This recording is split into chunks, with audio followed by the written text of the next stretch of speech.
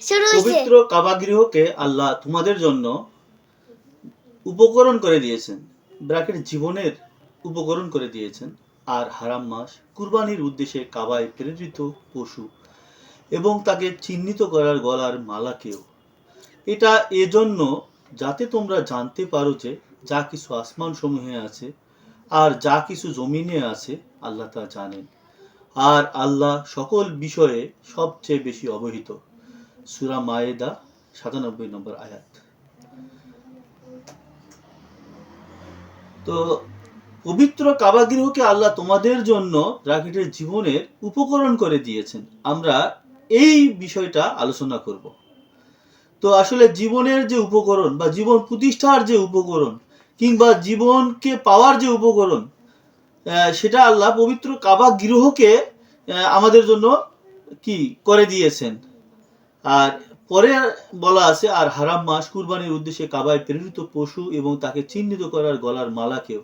এটা এজন্য যাতে তোমরা জানতে পারো যে যা কিছু আসমান সমূহে আছে আর যা কিছু জমিনে আছে আল্লাহ তা জানেন, আর আল্লাহ সকল বিষয়ে সবচেয়ে বেশি অবহিত। এই বিষয়গুলো আমরা জানি, কিন্তু পবিত্র কাবা গৃহকে আল্লাহ আমাদের জন্য মিলনের স্থান করছেন এবং আমরা মিলিত হওয়ার পরে আমরা সেখানে নিরাপদ হব, সেটার কথা আল্লাহ বলছেন।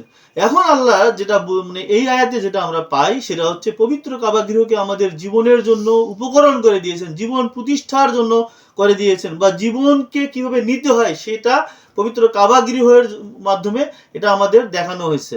তো পবিত্র কাবা গৃহের আদলে আমাদের যে মসজিদগুলো আছে, এই মসজিদগুলোতে আমরা যে জিনিসগুলো পাই সেটা হচ্ছে আমাদের যে সমাজ, এই সমাজটা সংগঠিত হবে এই পবিত্র কাবা গৃহের আদলে। আমাদের এই সমাজের জন্য যে একটা মিলনের জায়গা, সেই মিলনের জায়গাটা, এবং এখানে আমাদের যত সমস্যা আছে এই সমস্যাগুলো সমাধানের জন্য, যেমন আমাদের দৈনন্দিন জীবনের যে সমস্যাগুলো আছে এই সমস্যাগুলো সমাধানের জন্য আমরা মিলিত হব এবং সেখানে আমরা একত্রিত হব, আমরা সংগঠিত হব এবং সেখানে আমরা আমাদের সমস্যার সমাধানগুলো করব।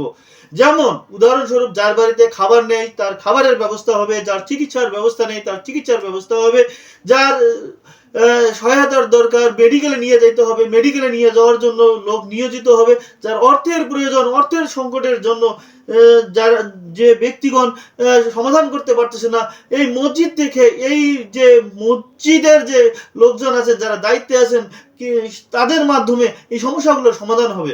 অর্থাৎ সালাত কায়েম এবং যাকাত আদায়, এই দুইটার ব্যবস্থা থাকবে। অর্থাৎ আমাদের জীবনের সমস্যার যে সমস্যাগুলো আছে, যে জিনিসগুলোর জন্য আমাদের সমস্যা হয়, সেই সমস্যাগুলো সমাধান হবে। তাহলে আমাদের এখানে জীবনের প্রতিষ্ঠা হবে, আমাদের সমাজ প্রতিষ্ঠা পাবে, এবং সমাজ প্রতিষ্ঠা পাইলে আমরা একটা সুখী সমৃদ্ধ সুন্দর একটা সমাজ পাবো। তো সূরা মাইদার ৯৭ নম্বর আয়াত আমরা শুনলাম। সবাইকে ধন্যবাদ। আসসালামু আলাইকুম।